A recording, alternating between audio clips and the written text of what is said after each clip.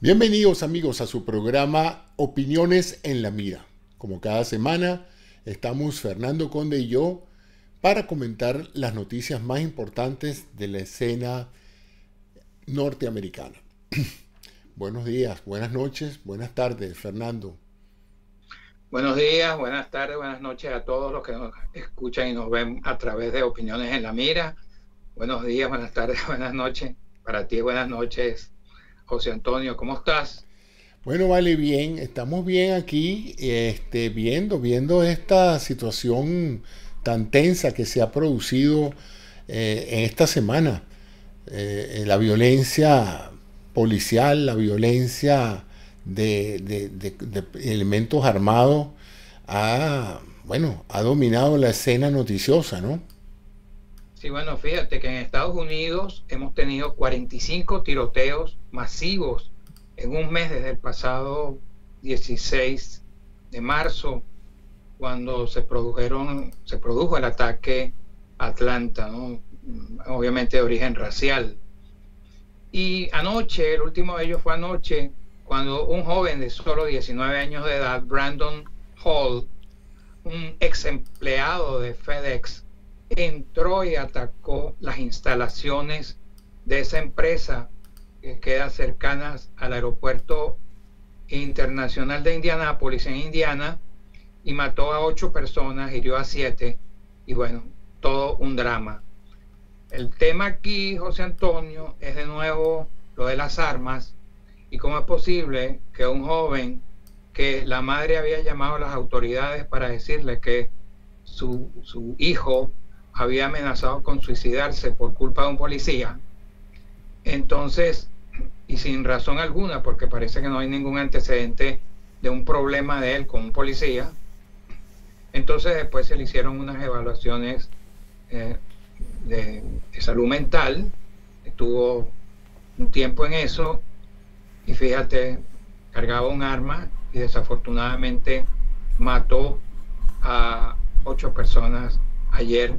En la residencia no se le encontraron ningunos indicios de que este joven de 19 años haya tenido problemas de orden racial o violencia extremista de algún tipo, pero sí armas. Le encontraron un arma larga, al parecer, en su habitación. Pero es de nuevo el tema de la facilidad con la cual aquí en Estados Unidos se adquiere un arma, la puede portar a alguien, porque aparentemente el arma era legal y él era una persona que tenía problemas mentales. Era porque después de matar a estas 8 personas, se suicidó. Entonces aquí tenemos una grave situación que hay que encarar, ¿no? El presidente Joe Biden calificó este nuevo hecho de el verdadero virus, un virus de violencia y de muerte, y ordenó izar todas las banderas, las dependencias federales de Estados Unidos, la bandera de Estados Unidos a media asta. Mira, yo te voy a decir una cosa, y quiero que tú como doctor tengas quizás un enfoque diferente, pero aquí estamos hablando que en Atlanta hubo una matanza de 6 personas y la perpetró un joven de 21 años. Aquí en Boulder, en Colorado, no, afortunadamente en Boulder, Colorado, hubo otra matanza, también perpetrada por un joven de 21 años. Tenemos a una muchacha que asesinaron durante aquellos festines alocados en Miami Beach durante el Spring Break, y fue asesinada por 2 muchachos de 21 años que le dieron una mezcla, parece que letal, de droga. Yo no sé cómo es el asunto perfectamente. Y ya vemos que aquí tenemos ahora un asesino de 19 años. 19 y 21 años. Y si vamos un poco más allá, el hombre que mató a un policía que tenía 7 hijos en el Capitolio tenía 27. ¿Qué está pasando con esos jóvenes, José Antonio? Bueno, yo creo que hay un elemento obvio de disfunción social con un componente de enfermedad mental en un amplio sector de la población. Aquí hay mucha gente que la denomina los disfranchised, gente Ujú. desligada del sistema normal y que de una u otra manera, eh, digamos que desvían su inadecuado adaptación al sistema de vida que tienen actualmente y lo desvían hacia la manera en que más prevalece alrededor, que es la violencia, y en particular la violencia con armas de fuego. Es la Ujú. impresión que a mí me da. Bueno, mira, pero hay que buscar la manera de verdad de tratar de solucionar este problema del control de armas. Yo sé que aquí se va a abrir un debate en el cual de parte del Partido Republicano lo van a tratar de manejar a nivel político, como ya ha tratado de hacer ver el senador Ted Cruz, que es un irresponsable de Texas, hablando de unas cosas que no tiene sentido, de que acusando a los demócratas que le quieren quitar el derecho a la gente de portar armas. No se le está restando el derecho que tiene a la gente constitucional, absolutamente nada de eso. Lo que es necesario, vital, importante, es tratar de controlar de una buena vez quiénes son los que tienen las armas, cuál es su salud mental, ¿y para qué la tienen las armas? Porque también con el tema de la caza se aprovechan para asesinar con esas armas destinadas a otra matanza de la cual yo tampoco estoy de acuerdo, que es la de los animalitos, ¿no? Pero yo te digo, sinceramente, José Antonio, de esta manera no se puede seguir. Aquí en Estados Unidos ha quedado demostrado que se pueden seguir planes para hacer, por ejemplo, una vacunación en la cual ya casi el 25% de esta población ha sido vacunada. Estamos hablando de 180, de más de 190 millones de personas. 190 millones de personas. Hemos vacunado a 4.6 millones en un día. Entonces, no hay la posibilidad de hacer un censo y de hacer un estudio sobre las personas que tienen esas armas.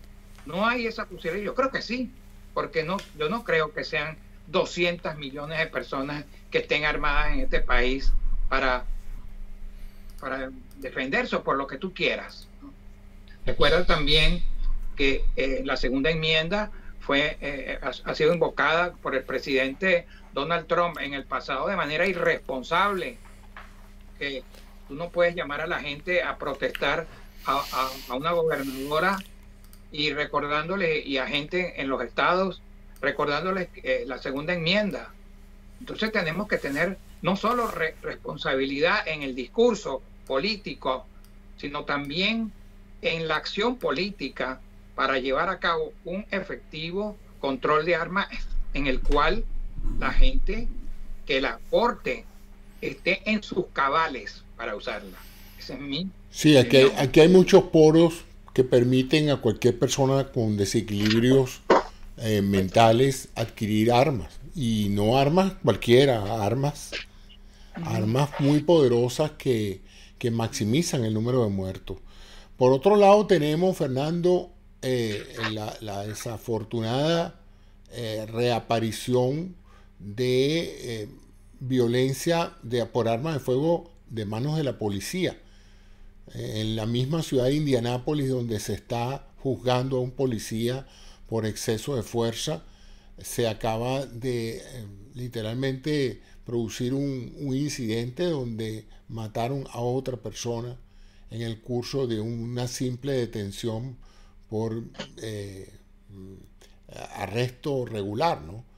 Y un menor de edad. O sea, estamos hablando de situaciones bien preocupantes, ¿no? Sí, mira, el 19 de abril, el próximo lunes, comienza el cierre de argumentos del caso del ex policía de Minneapolis, Derek Chauvin, Ujú. a quien ya famoso por haber sido el policía que tuvo 9 minutos 29 segundos sobre el cuello de George Floyd hasta que murió.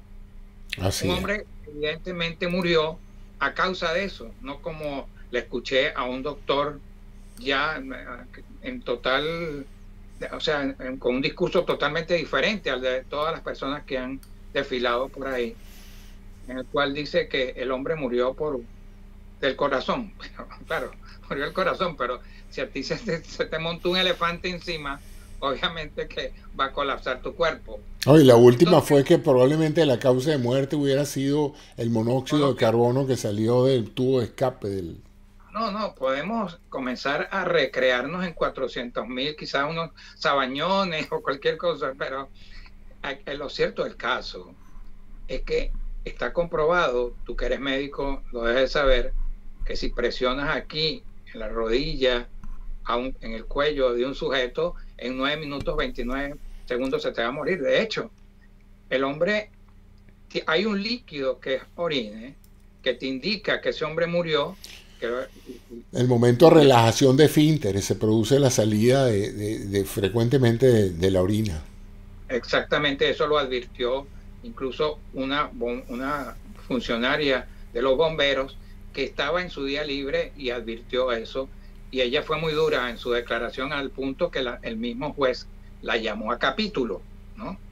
Pero lo cierto del caso es que este señor Chauvin, siempre me equivoco con lo de Chopin, se escribe diferente. Este señor Chauvin debe ser enjuiciado y debe ser condenado, porque yo creo que ese es mi humilde opinión, el asesinato más documentado que se ha visto en muchos años, porque ya Y ni escuchamos. siquiera fue por arma de fuego, fue por un acto que ha podido suspenderse en cualquier momento. Porque por arma de fuego tú puedes decir que en el momento de la excitación o del temor el policía disparó, pero esto fue un acto que duró 9 minutos donde él ha tenido amplia oportunidad de suspender la asfixia. Y no solamente eso, se lo estaban pidiendo las personas que estaban cercanas al acto. O sea que él tenía posibilidades de ver cómo estaban sus acciones motivando a la gente a que dejara por lo menos respirar al hombre. Y tengo entendido que Floyd también se lo pedía verbalmente, que lo dejara respirar. Así es que estamos hablando de un caso donde independientemente de cuál sea tu posición hacia la policía, aquí hubo un ensañamiento enorme de ese oficial contra Floyd. Bueno, no, pero es que repetidas veces el hombre imploró, suplicó, decía que no podía respirar. Te está diciendo que se está muriendo, que no puede respirar. Así es. Llamaba a la mamá, que es una señora que había muerto. O sea, imagínate. Y ahora, para colmo, entonces, el domingo 11 de abril se sucede otro problema con una oficial de policía de 48 años de edad, con 26 años de servicio en el cuerpo policial de esa ciudad, y entonces se le escapó un tiro y mató a un joven de 18 años, de 20 años, de apellido Wright, Dante Wright. Así es. Quien lo habían detenido por un tema de tráfico. También creo que parece que no tenía las placas correctas, y él huyó. Y entonces lo atraparon, y entonces estuvieron con un breve ahí, una lucha, una cosa. Comenzaron a gritar taser, que le sacara la pistola taser, pero al parecer esa pistola la llevan del lado izquierdo y la mujer lo tenía en el derecho. Ella ese día lo que estaba era entrenando a un nuevo oficial, y la mujer sacó el revólver y le disparó, y dice textualmente lo siguiente, lo voy a decir textualmente, dijo: "Santa mierda, le disparé". O sea, ahí ella expresa, porque estaban pidiendo el taser, ella expresa ahí, hay un gran... Bueno, ya fue fichada por la policía, arrestada, y me imagino que va a juicio por homicidio en segundo grado, ¿no? Homicidio en segundo grado, que quizá tiene una pena, de acuerdo a los estados, quizá de 10, 15 años mínimo. Eso es lo que he escuchado, sí. Hay en algunos estados menor la condena y los familiares están pidiendo que ella sea castigada con más años de cárcel. Lo cierto del caso es que esta era una mujer que no tenía ningún problema, no tenía una hoja limpia, estaba encargada de una asociación sobre policías que habían muerto en el cumplimiento de su deber. Y aquí hay una doble tragedia. Ella tiene 2 hijos que ya son adultos. Claro. Hay una doble tragedia a mi manera de ver las cosas, porque murió un muchacho de 20 años que tenía tenía un prontuario porque lo detuvieron con un arma de fuego. Si lo detuvieron con un arma de fuego y lo consideran como un prontuario es porque esa arma de fuego quizá no la tenía de manera legal. No lo sé.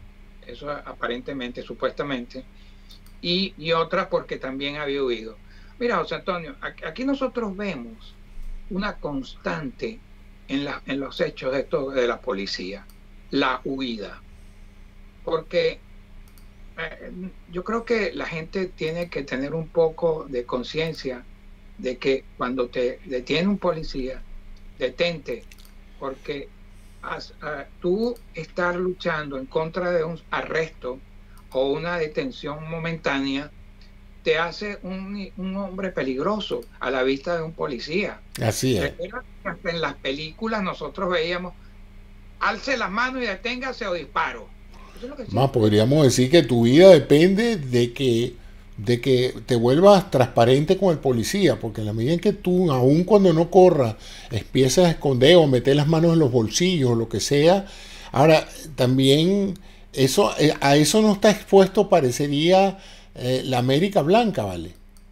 Siempre pasa es con la población afroamericana. No es así, no es así. No. Mira, fíjate bien. En Chicago, para colmo, mataron esta semana a un muchacho de 12 años. De 13 años, 13. Adam Toledo, que tenía un arma. La tiró y levantó las manos, y cuando levantó las manos, el hombre le disparó. Eso se ven en las body cam. Quizás antes no. Mira, yo escuché una vez que dijeron que pasaba mucho este tipo de cosas con latinos también, y los latinos no protestan de esta manera, porque muchos son indocumentados y no temen salir a la calle a protestar por cuando matan a alguien. Sí. Pero es que yo vi otro video hoy, de una señora mayor, José Antonio, que la detiene un policía. Ella andaba caminando con unas flores en la mano en una vía, se veía muy solitaria, pero en plena luz del día, y ella estaba caminando con la flor y la detiene el policía. Eso se ve en la cámara, en la body cam que él tiene, en la cámara corporal. Y cuando él se le acerca a la mujer tú la ves que ella anda como en otra onda, una onda dimensional de otra manera, y él parece que la arresta tan fuerte, la tira al piso, le dobla el brazo y todo, le dislocó el hombro. Era una señora que aparentemente tiene 75, 80 años, no sé qué edad tendrá. Lo cierto del caso es que la señora tiene problemas mentales, pero ella siempre salía, podía ir para allá. Entonces fue a Walmart, se quiso llevar unas cosas sin pagar, se la hicieron ver, la devolvieron, ella devolvió las cosas y llamaron a la policía cuando ella se fue, y por eso la detuvieron. Pero si tú ves el video, la manera como tiran a esa señora al piso, en la tierra que estaba ahí, y sin resistirse, la dobló, como que si era un delincuente, le dobló el brazo y esa señora no podía decir nada. ¿Tú crees que es la manera en que la policía está siendo entrenada para usar máxima violencia o es una cosa dependiente esencialmente de cada individuo o es parte del entrenamiento? Mira, para la policía el entrenamiento básico a un policía aquí en Estados Unidos es 594 horas. Y si tú quieres ser de verdad policía, tienes que entrenarte más tiempo y ser más ya de una academia. Pero yo creo que en esas academias van a tener que enseñar de las situaciones, yo no sé si en práctica o algo, pero tiene que haber otra manera de ser didáctico en cuanto al arresto y las situaciones en que se enfrenta un policía. Y es urgente que hagan ese trabajo. Que ser policía sea como una carrera a nivel universitario, donde un policía no pueda pasar cuatro años preparándose para eso, para que salga bien preparado para reaccionar en un tipo de acciones, porque estamos en presencia de un enorme dilema, que es el dilema de atar a las manos a la policía para que no actúe, que son los que van a defender al pueblo de los ladrones y los asesinos, y otro dilema al mismo tiempo de que entonces los tengamos medio atados a defenderse, porque una cosa, porque hay que ponerse en las dos situaciones, porque una cuestión es que nosotros estemos hablando de eso aquí y que estemos criticando la acción de un policía, que es criticable en muchas veces. Y en cualquier democracia debería ser criticable y públicamente, ¿no?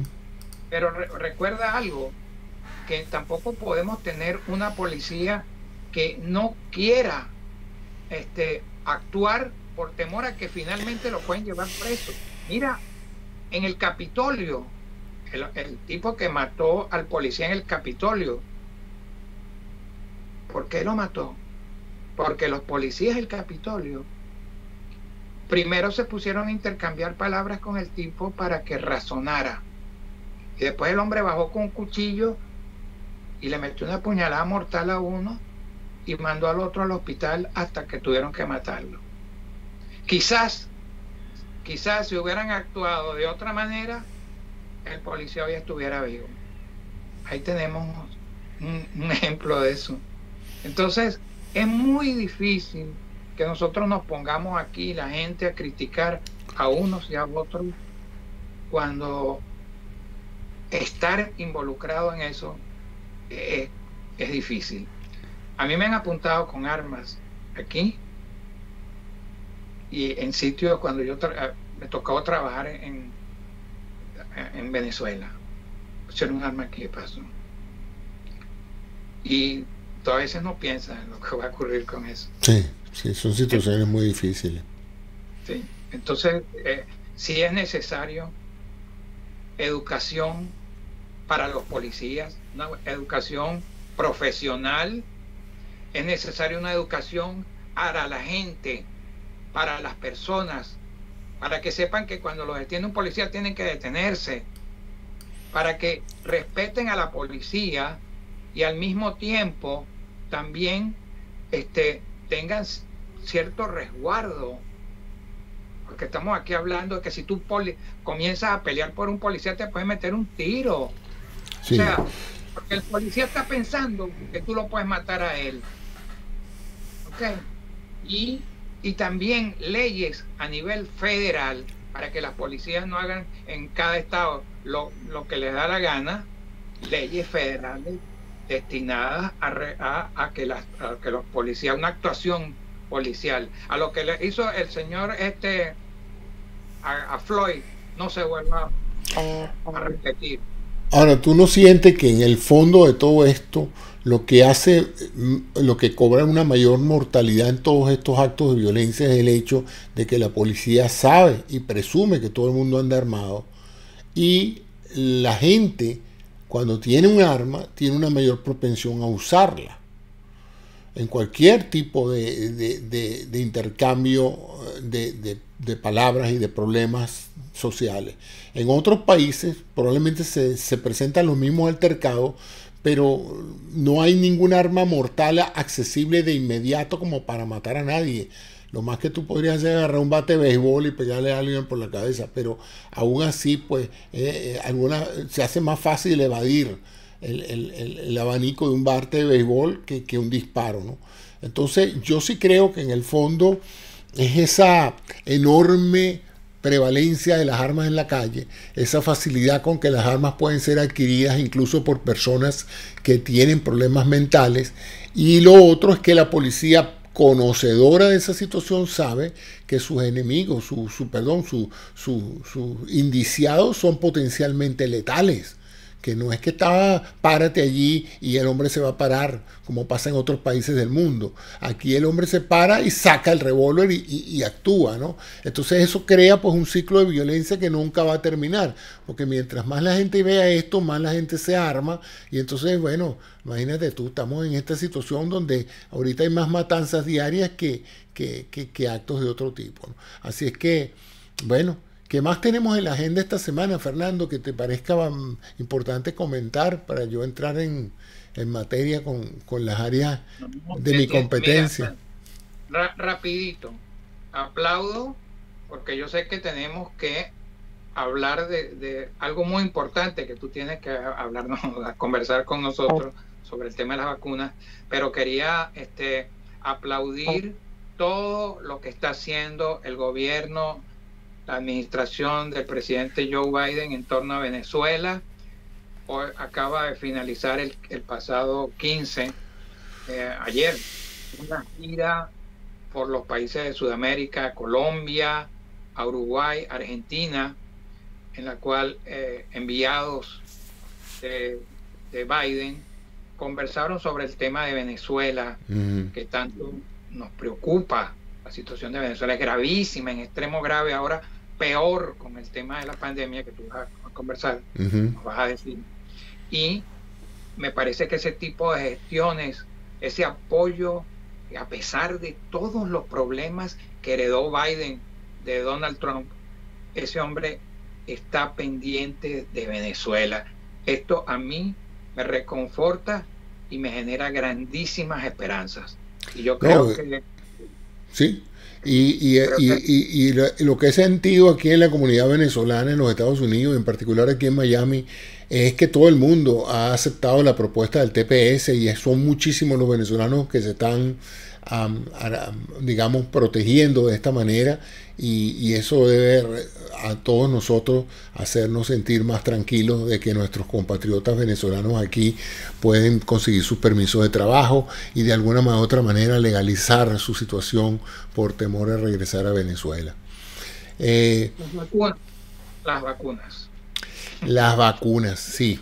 Las vacunas, bueno, esta semana ha sido una semana muy controversial en el mundo de las vacunas. Veníamos muy bien, estábamos llegando a casi la cifra regular de 5 millones de vacunas diarias.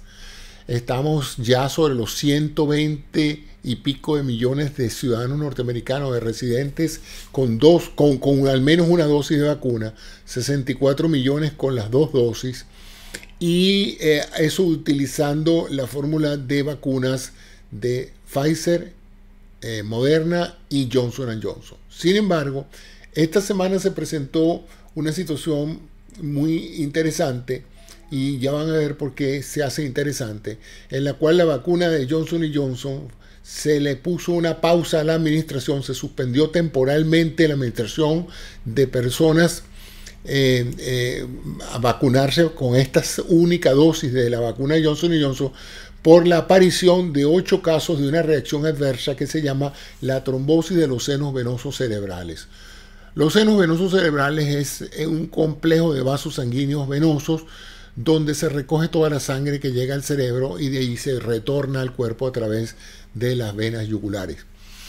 Y en este caso en particular, 8 mujeres de un total de 8 millones y pico de vacunas sufrieron esta alteración, esta condición adversa, y una de ellas murió. la otra está en cuidados intensivos. Y eso hizo que se activaran las alarmas y el CDC, digamos, restringió, mandó una pausa que inicialmente fue una sugestión, pero todos los estados se acogieron y hoy por hoy ha habido una suspensión temporal, como dije, de la administración de la vacuna de Johnson & Johnson. ¿Por qué es interesante? Porque esta vacuna está diseñada para funcionar muy similar a la vacuna de Oxford AstraZeneca, la cual ha tenido similares problemas en Europa, por la cual algunos países la han restringido a personas mayores porque esta complicación de la trombosis de los senos venosos cerebrales se presenta fundamentalmente más frecuentemente en mujeres que en hombres. Tiene una incidencia muy baja, como te dije, de solamente un caso por 1 millón de habitantes en el peor de las situaciones. Hay otros eventos también, como el uso de anticonceptivos en las mujeres y la obesidad, etcétera, que pueden hacer más frecuente esto. También se ve, como dije, más frecuente en las edades menores de 40 años.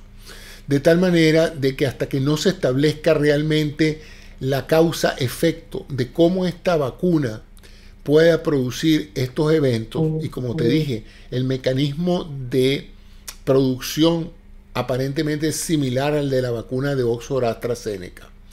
En Europa ya se restableció parcialmente la utilización de esta vacuna por razones de riesgo-beneficio. ¿Qué es esto?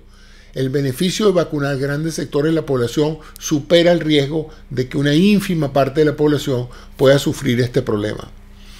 ¿Qué mujeres actualmente o qué personas actualmente de las vacunadas por Johnson & Johnson en América están expuestas a esta posibilidad? Bueno, las que tienen menos de 4 semanas, porque ese proceso de trombosis ocurre entre la primera y la 4ª semana después de vacunado. De 8 millones de personas se estima que hay 3.4 millones de personas que se vacunaron recientemente. ¿De qué tienen que estar alertas estas personas? Estas personas tienen que estar alertas porque si esta patología se instala a nivel del drenaje venoso del cerebro, se produce el primer síntoma, que es el dolor de cabeza. Y con el dolor de cabeza se pueden producir dolores y malestar general, incluso dificultad respiratoria, pero más importante es que pueden haber signos y síntomas de lo que parecería un accidente cerebrovascular, con alteración de los músculos del rostro, dificultades para la visión, dificultades para el habla, porque lo que se presenta es que al obstruirse el drenaje venoso en el cerebro, pues se produce un aumento de la presión intracraneana y eso afecta el comportamiento del cerebro y se manifiesta de esta manera. Así que si usted ha sido vacunado con la vacuna de Johnson & Johnson y está en este grupo de edad y de sexo, en el caso femenino, menores de 48 años, pues tiene que estar alerta de la posibilidad de que si esto se da, que por cierto les digo que es algo extremadamente raro, o sea que más probabilidades tiene usted de padecer cualquier otro tipo de problema de salud que el desarrollar esta enfermedad, pero en un exceso de cautela se prefirió suspender temporalmente hasta que se clarifique realmente esta vinculación entre la vacuna y este problema. Yo te quería hacer una pregunta, un inciso, ¿no?, sobre eso. Este tema de la Johnson & Johnson y de lo que ocurre con la AstraZeneca, esa información, otra vez tenemos que referirnos a eso, no va a ralentizar el proceso de vacunación. Sin duda que sí, y esa es una de las críticas que se le ha hecho a esta suspensión. Ya hay varias autoridades de salud que han mencionado el hecho de que el riesgo es tan poco de que alguna persona desarrolle este problema que es mayor el riesgo de que la persona se enferme de COVID. Para darte una idea, mira, aquí tengo esta trombosis de senos venosos. En general en la población se presenta en 0.5 por 100.000 personas. O sea, no llega al 1%, al 1 por 100.000. Ese es el riesgo de la población sin estar vacunado. de que le dé esta enfermedad. En pacientes que están embarazadas sin vacuna, el riesgo es de 12 casos por 100.000 embarazos. O sea, de cada 100.000 mujeres que están embarazadas, 12 pueden desarrollar esta patología de trombosis de los senos venosos. En las mujeres que toman anticonceptivos, la frecuencia o la incidencia, como también se le dice, de esta trombosis de senos venosos es de el 2.7 a 3 por 100.000 personas. O sea, de cada 100.000 mujeres que toman anticonceptivos, 3% pueden en un momento dado padecer de trombosis venosa profunda. ¿Tú sabes cuál es el riesgo en este momento de tener esta patología por ser vacunado con la vacuna de Johnson & Johnson? 0.09 por 100.000 vacunados. O sea, sí. En otras palabras, si mantuvieran una idea de lo que de las cifras que estamos poniendo, el riesgo de tener esta patología menor es el de ser vacunado.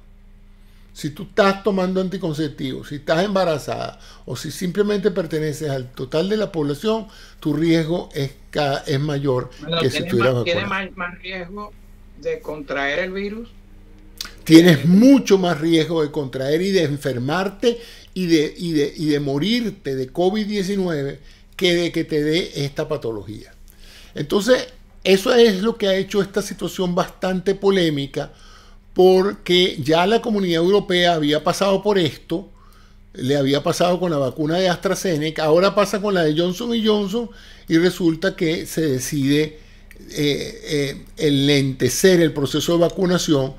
Y por otra parte, hoy hubo una noticia interesante en la cual el presidente de Pfizer anunció que según los seguimientos que ellos están haciendo del comportamiento de la inmunidad en las personas ya vacunadas, y recuerda que ya llevamos 6 meses de experiencia en este caso, ellos estiman que probablemente para el año de haber sido vacunados, todos los que fuimos vacunados con Pfizer vamos a necesitar otro refuerzo.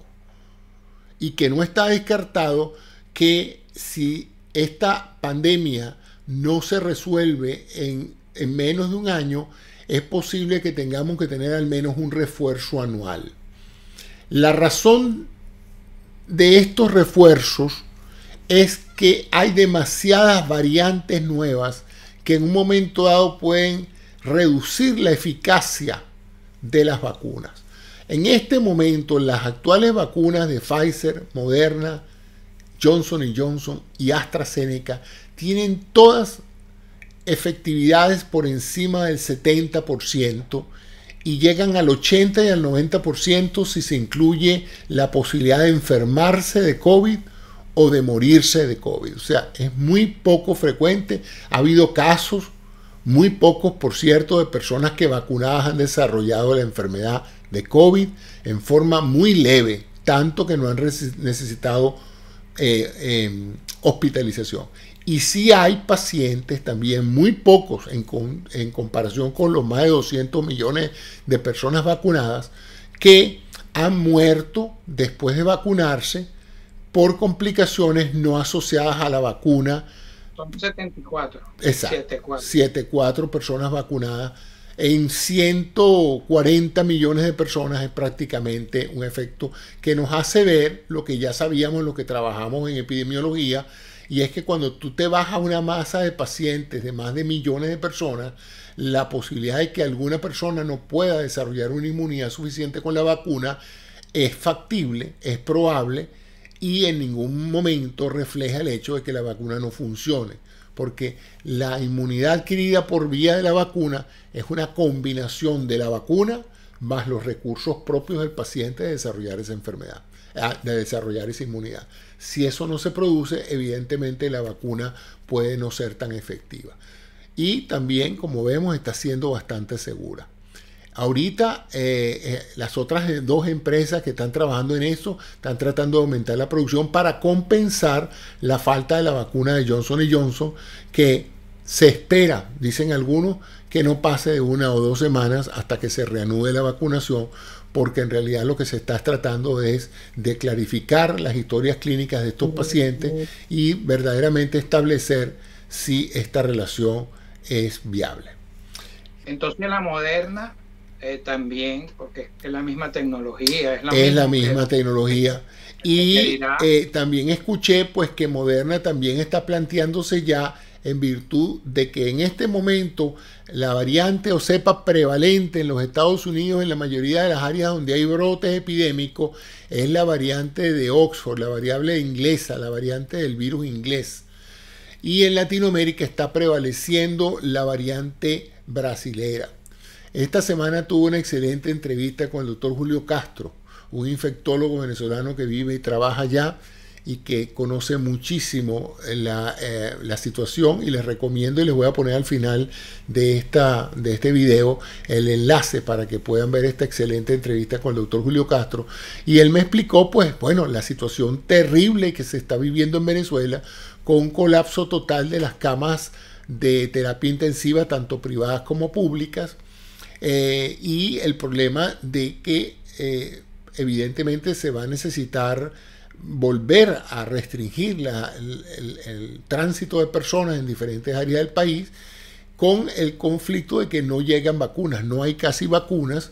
Las vacunas Sputnik que llegaron a Venezuela fueron un lote bastante limitado, y ellos están pues digamos afiliados al COVAX, al sistema de vacunación implementado por la Organización Mundial de la Salud, y evidentemente pues no les ha llegado en las cantidades necesarias para mitigar de una u otra manera la expansión de esta virosis en Venezuela. Pero ha llegado por culpa del irresponsable régimen chavista. Sin duda, pues.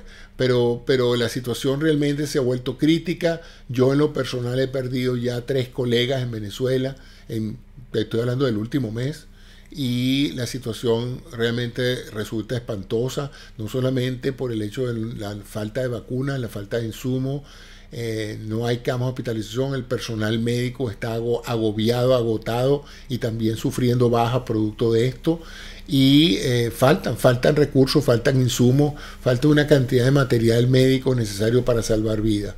Y eso tiene a la población alarmada. Se están tratando los pacientes en la casa, porque como no hay posibilidad de hospitalizarlos, pues ha habido una necesidad de adoptar una suerte de cama de terapia intensiva en tu propia casa.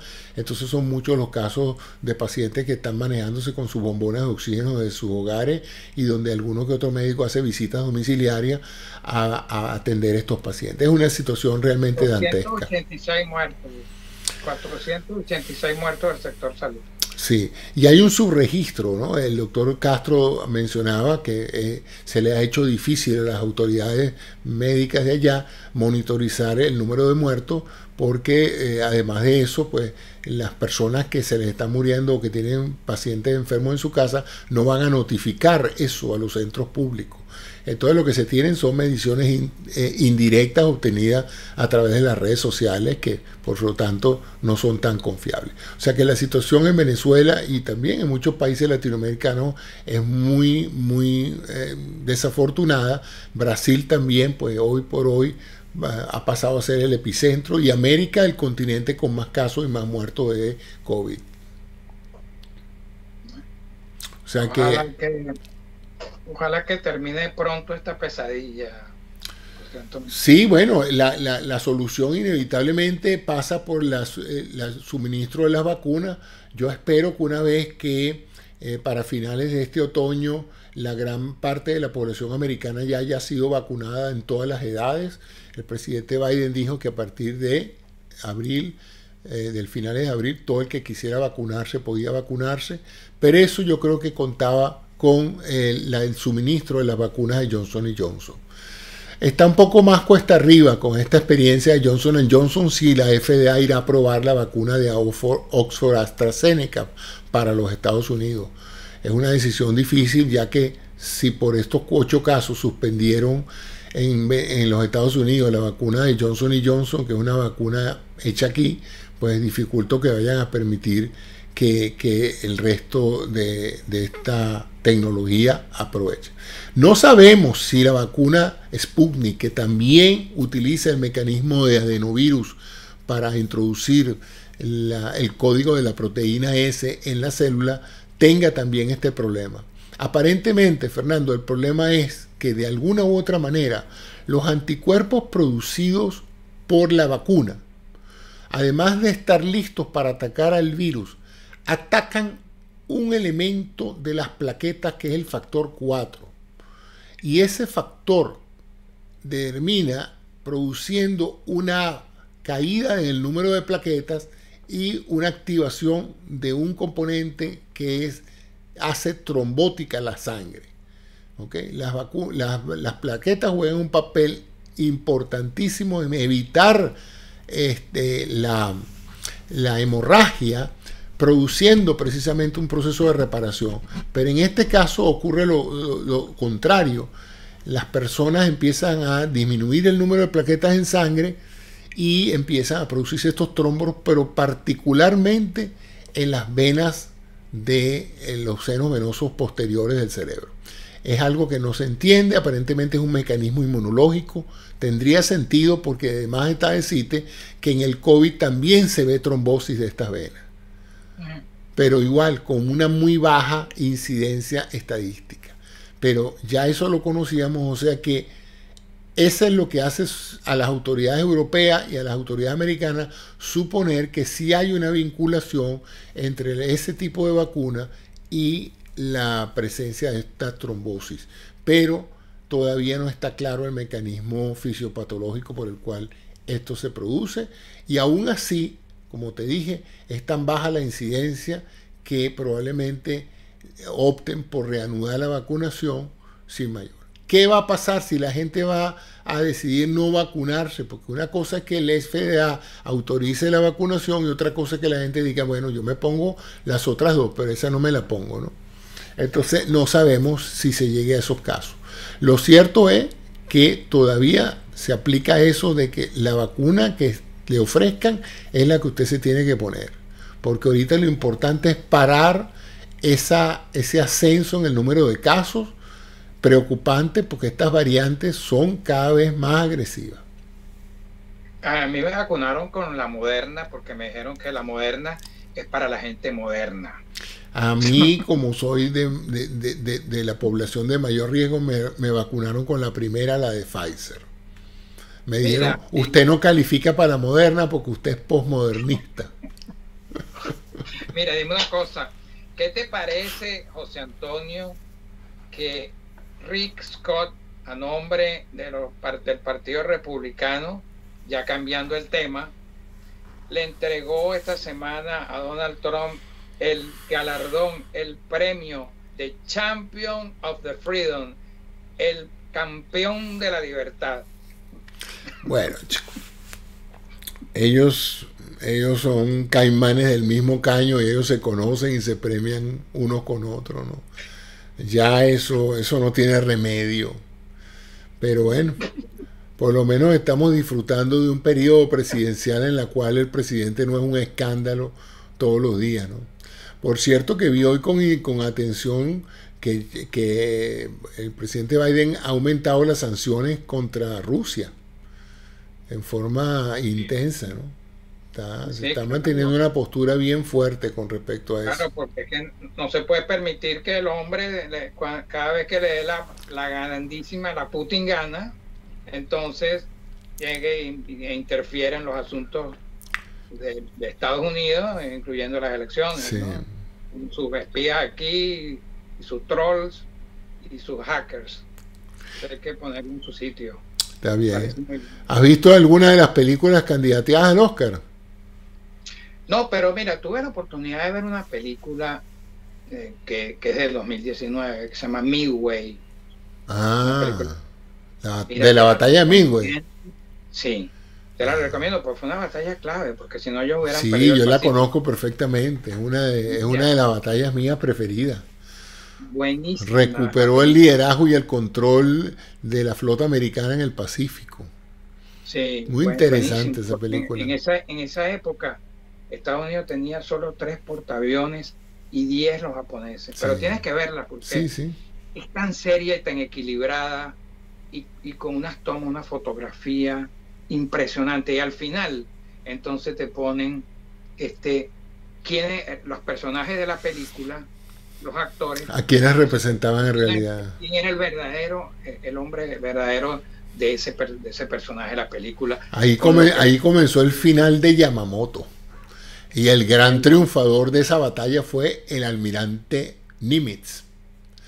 Mira, por ahí me han recomendado mucho, yo no la he visto, la película Nomadland, que está candidateada al Oscar, ¿no? La tierra de los nómadas. Una película, y The Father es otra con Anthony Hopkins. Bueno, tenemos una sesión de cine que ir a ver. ¿Algún otro tema que quisieras tocar antes de que diéramos por terminado este resumen semanal de la semana que termina el 18 de abril? Bueno, el helicóptero no pudo despegar, pero estamos pendientes. Estamos pendientes con lo del helicóptero. Estamos pendientes de Marte. Así es.